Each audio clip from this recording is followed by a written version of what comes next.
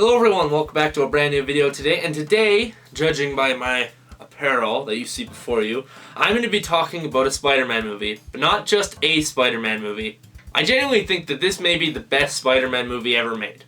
Like 100% opinion, unbiased. But not only do I think that this movie is the best Spider-Man movie ever made, I actually think Spider-Man Into the Spider-Verse, it may actually be my favorite movie ever made. I'm very vocal about this on my channel. I don't have a favorite movie. I've very much said over and over, I don't have one, there's too many options, and that still all stands. But if I was put into a life or death situation where someone said, what is your favorite movie? I'm going to be honest, I probably would say Into the Spider-Verse. This movie is incredible in so many different ways, and so many ways that I have appreciated over the years. I've rewatched this movie at least like 20 times. It's incredible. But since Across the Spider-Verse is fast approaching us this Friday, I decided to do a full-on discussion about why I love this movie, and every reason I think that Into the Spider-Verse is the best animated movie ever made. I'm gonna take that leap because I truly believe it. But before I start talking about it, I need to take this off because it's getting really hard to breathe. Now, before I get into this video, I do have a couple things I want to say first. Number one, this is a spoiler review. I'm gonna be discussing full spoilers. I don't feel it right to talk about this movie without expressing every opinion I have, without filter, and also showing you parts from the movie. So this is very much a spoiler video. If you've never seen this movie, go watch it. If you don't care about spoilers, I guess you can watch it, but I still really want you to watch this movie. It's definitely worth your time, so just take that into account before I start. So for all the people watching at home, you might be wondering, what is this movie about? Well, this movie is very much your classic Spider-Man story with a twist. This time around, instead of Peter Parker being the main Spider-Man, it is actually Miles Morales. A high school student, he just got to a new school, he's feeling a little bit down in the dumps, but just like Spider-Man, he gets bit by a radioactive spider and slowly has to learn to become Spider-Man and become a hero. But while this is happening, our main villain in the movie, Kingpin, opens up a dimensional rift and pulls other spider people from other realities into Miles' reality. So Miles must then find a way to send the other spider people home, but also stop Kingpin in the process from destroying his dimension. Now, before I get into the main meat of this video, I do want to shout out the directors of this movie, because if they weren't here and if they weren't attached to this movie wouldn't be nearly as good as it is. It wouldn't. It would honestly be probably bad. But the directors are the real reason why some of these movies are so good, and this time it's no exception, because this film was directed by Phil Lord and Chris Miller. You may not recognize those names off the top of your head, but these are the geniuses behind a lot of really damn good movies. Stuff like Cloudy with a Chance of Meatballs, the Lego movie is one of them. They also made Mitchell's vs. the Machines, which is a very underrated animated movie. And then they were also involved in other stuff that you wouldn't expect, like 22 Jump Street, Clone High, and even Solo, a Star Wars story. I'm not going to speak to the quality of that movie, but they were involved with it. So what I'm basically trying to say is these two directors are pure gold. They are by far 100% one of the best duo directors working today. They are so incredibly talented. They know how to do comedy really well. They know how to do really smart writing and actually really smart plots for the most part that really do excel expectations. Like, these are the guys who made a movie about Lego bricks, a full-fledged movie, and not only that, made it a really damn good movie that people consider one of the best animated movies ever made. Just let that sink in. They are the ones that are behind this movie, and it shows, because this movie is friggin' incredible, and I'm so excited that I'm going to be able to talk about it. Now, starting off, I'm going to talk about the most obvious thing about this movie that I love, and that is the animation. I think everyone's kind of talked about how good the animation is in this movie, and how the animation is absolutely brilliant, and in my opinion, probably the nicest looking movie ever made. It is just a masterpiece to look at. It is gorgeous. It is like looking at the frickin' Mona Lisa for 2 hours straight. That's how I envision this movie. Pure art. All the little details in the background make this movie such a treat to watch, and just the animation in general. The colors are very vibrant, and the style is very different. It's never been done before, and it actually caused a lot of studios and a lot of productions to actually follow a similar formula in which that you have an animated movie. Animated movies don't always have to look realistic. Like, Pixar does this very well. They try to make their movies look very realistic, and it is very impressive, don't get me wrong.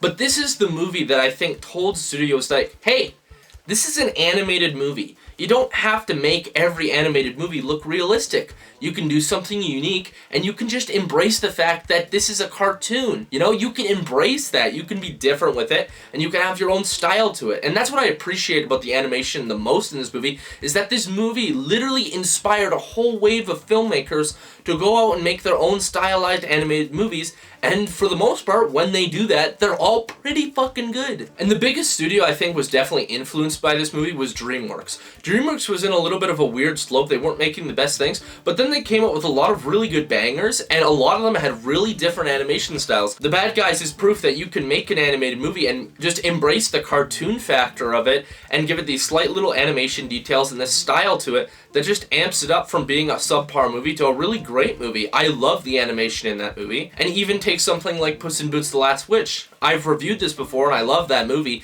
but the animation in it still stands up to this day. It's still fantastic, and it's very clearly inspired by Spider-Verse. And we can even see this now happening in Hollywood even more. Something like Teenage Mutant Ninja Turtles Mutant Mayhem is very, very clearly inspired by Spider-Verse in the way that you can just make an animated movie and you can do your own thing with it. And that's what I love about this movie. It inspired all these filmmakers to go out of their way and just be creative and just be unique with their films. Because this isn't real life, this is animation. You can do so many amazing things with animation, and it's so much more than just being a kid's movie. It's so much more than just appealing to children. It's about expressing the filmmaker's self with this project and just making it super stylistic and just making it super unique and different from what people have never seen before. And a lot of these filmmakers are starting to learn that. And also, I really do want to say too that the soundtrack to this movie is absolutely awesome.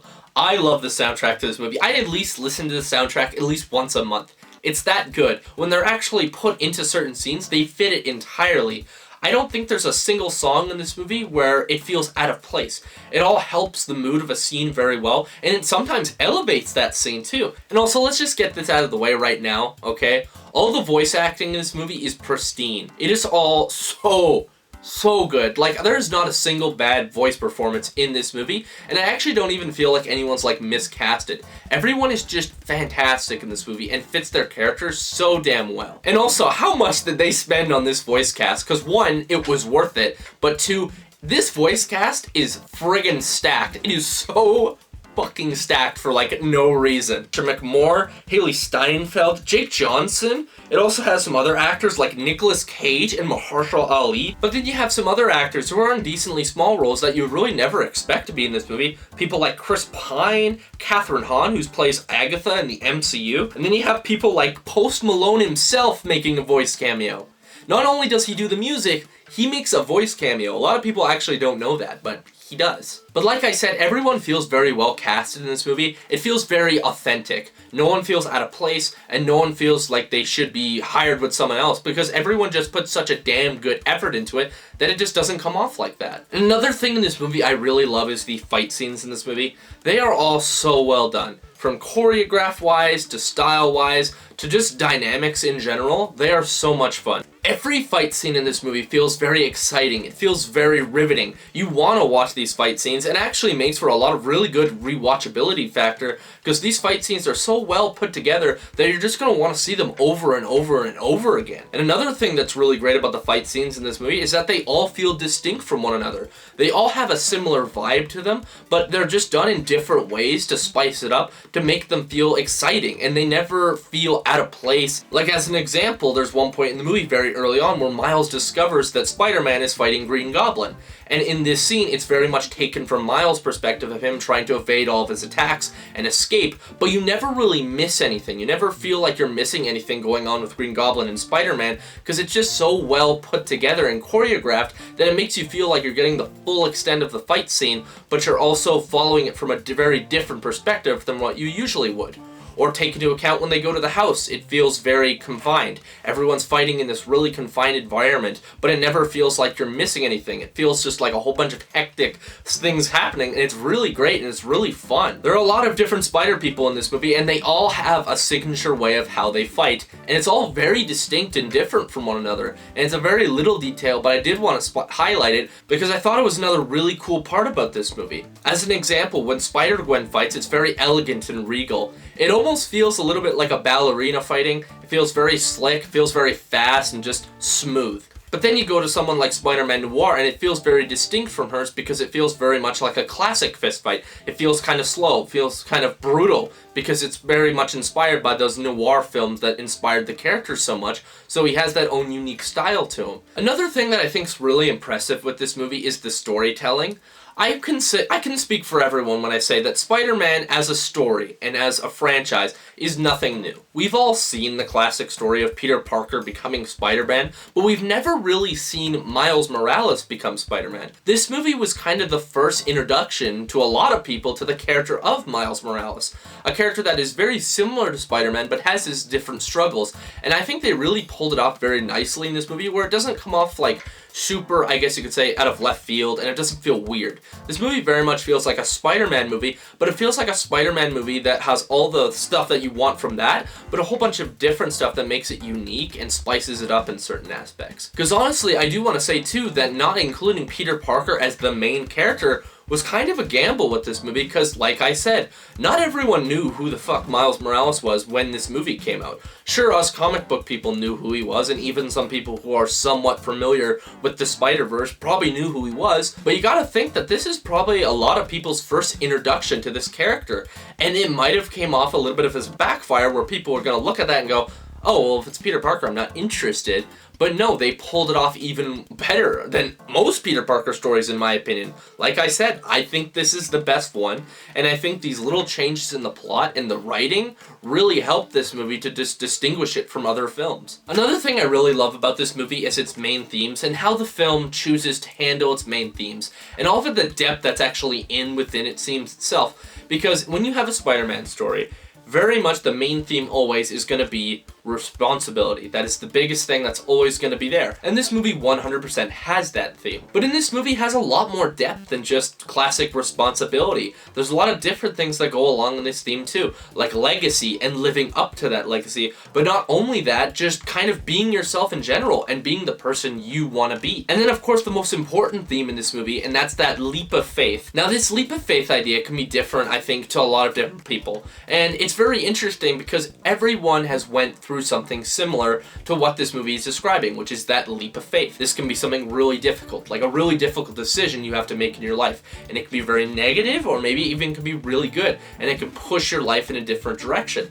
That's that leap of faith. That's what this movie is trying to represent, and that theme. And they do it so friggin' well, and there's so much different details to it that I'm going to discuss right now. Take Miles, for example. Miles in this movie starts out as a high school student. He just has friends. He wants to very just much be a regular high school student. He doesn't want all that extra responsibility. But then he is thrust into a situation where he gets bit by the spider, and then he gets tangled with Spider-Man, and he says, listen, I'm not looking too good here. There's gonna need to be someone protecting this city when I'm not here, and you're the only person who can do this. I know you don't want to, and you don't have a choice, but it's also taking that leap, that first step to actually becoming a hero. But also along with that, a lot of his story is revolving around him being himself. Because very much all throughout the movie, he's trying to be Peter Parker. He's not trying to be Miles Morales. He's trying to live up to his legacy, but not embracing his own self. There's a really good detail in this movie as throughout the movie, Miles is wearing a costume of Peter Parker. And this is very much meant to symbolize him living in his shadow and him trying to live up to his legacy and basically just be him. But there's a really great little detail in this scene where he walks up to the glass of all these different costumes that are in Spider-Man's lair, and you can see that his reflection doesn't quite line up with the suit. And that little detail shows us that he's not quite ready, and that he's not ready to become Spider-Man, and he's not taken that leap of faith, but he's also just not accepted him. He's not accepted Miles Morales. He's too hung up on the part that he wants to be like Peter Parker instead of being his own person and being Miles Morales. So later in the movie, when he goes back to the cave and you can see his reflection is fully fitted the Spider-Man suit, it's the way of showing the audience that he's ready. He's ready to take that leap, and he knows what he has to do, and he knows that he needs to embrace himself, because then he goes and paints his own suit, which is reflective of him becoming his own person. And this whole plot point in the movie leads to one of my favorite scenes, I would say pretty much ever. This scene is 100% probably my favorite animated movie scene ever made. It is perfect in every way. And if you don't know what scene I'm actually talking about, I am talking about the leap of faith scene where Miles jumps off of the building for the first time with his new suit. There are so many little details in the scene and so many little visual cues for the audience that shows him how Miles is feeling without the actual use of dialogue. I'm sorry, it's really hard to talk about because, you know, but you cannot understand how much I love this scene and how impactful it is. The music, the animation, it's all perfect. It is all perfect, and it is all done through the lack of any dialogue whatsoever. There's basically no dialogue, and you can just tell what he's feeling just from looking at it. And that's the beauty of animation. You don't need dialogue to show how a character is feeling, and you don't need dialogue to show a character go through an arc or anything like that. Another really quick thing I do want to say is that this movie is really friggin' funny. Like, there is a reason why this movie has spawned so many memes out of it. It's very smart and it's very clever most of the time. It doesn't go for baby humor. There's no fart jokes or any stupid things like that. It's just well put together funny humor that stands the test of time and honestly still makes me laugh to this day. Then why aren't you dead? And why is your hair different? Why are you older?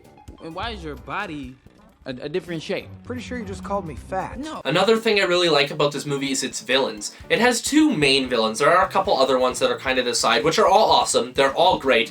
But for this video, I'm going to be talking about Kingpin and Prowler, because I really like both these villains. Starting off with Kingpin, I think he's a very funny looking villain, you know, he's very broad, like he's huge. I have no idea how the hell he does half the stuff he does, because he's massive, he's a huge guy, which I can't stop laughing at every time I watch this movie, but it's not a bad thing. I think it's hilarious. But also, I just love his motivation in this movie for trying to make up for something he did in the past, because he's very much responsible in this movie for the death of his wife and son, because they get in a car accident from the acts that he does when he fights Spider-Man, and they find him, so they rush out of the room, they go in a car, and they get in a car accident. Kingpin blames himself for this, and he tries to bring them back through the multiverse.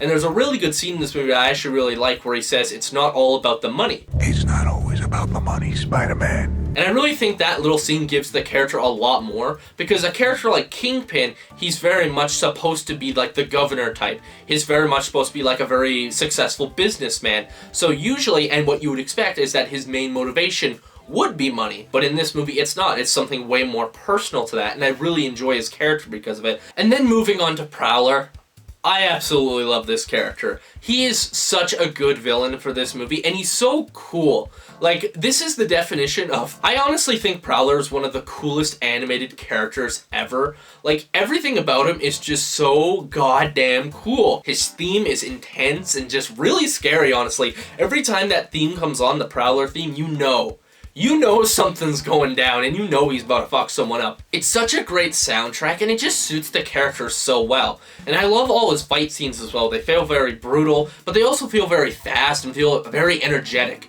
And I love that about him. But 100% my favorite thing about him is that his story arc that he goes through in this movie. Because I'm going to spoil it right now. I already said a spoiler warning at the beginning of this video, but in this movie, Prowler is Miles' uncle. Now, this is a comic book thing. A lot of people knew that this was going to happen in this movie, but a lot of people didn't. They very much show Miles' relationship with his Uncle Aaron at the beginning of the film.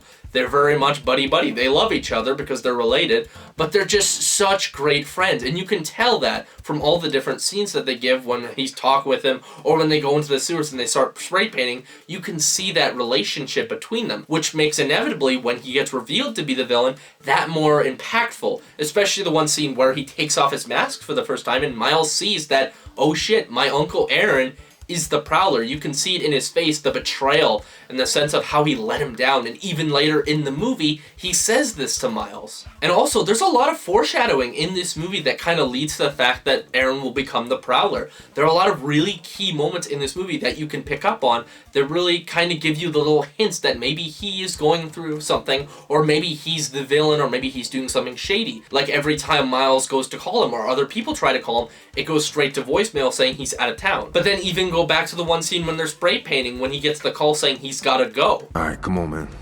I gotta roll.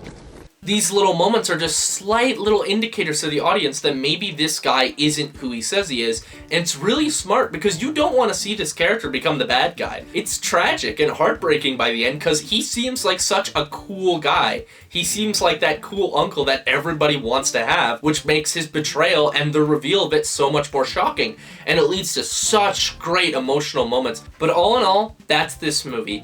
I genuinely think this movie is perfect. I don't think there's one thing about this movie that I would change. From the side characters, to how it's paced, to how it's structured, the animation I would never change. It's amazing. And the sheer fact that people actually say that this is a bad movie or a lesser Spider-Man movie is puzzling to me, because I genuinely think that this is the best movie, in my opinion, ever made. I really do. This movie is crafted with such passion and love, and it's just so obvious. It's such a great movie. Every person that I've shown this movie to has easily said it's at least a 9 out of 10, and genuinely is just flawless, which makes the fact that the next one's coming out this week so much more exciting for me.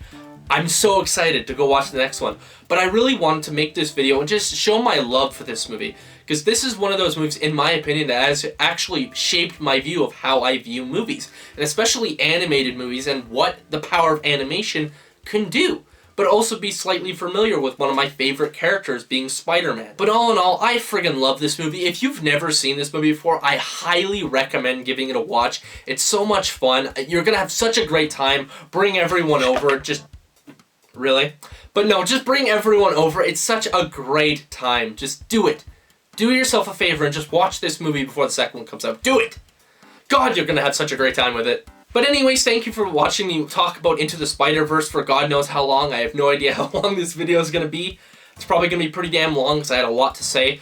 But if you like what you saw here, please like and subscribe down below for more content on the channel coming pretty damn soon. And I'm gonna see y'all in the next one. See ya.